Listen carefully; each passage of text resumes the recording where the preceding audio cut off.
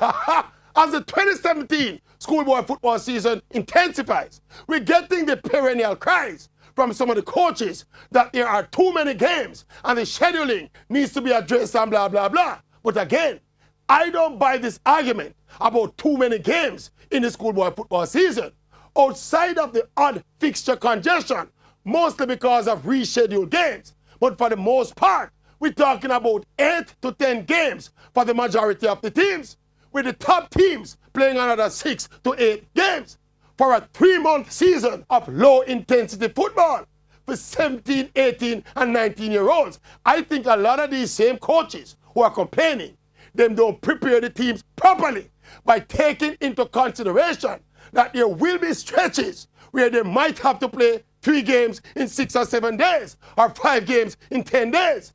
These coaches need to tone down the length and intensity and the rigors of their training sessions and cut down on their preseason and play less practice matches.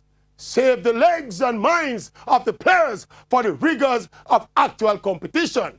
And more strategically, keep the players fresh and sharp for the business end of the season.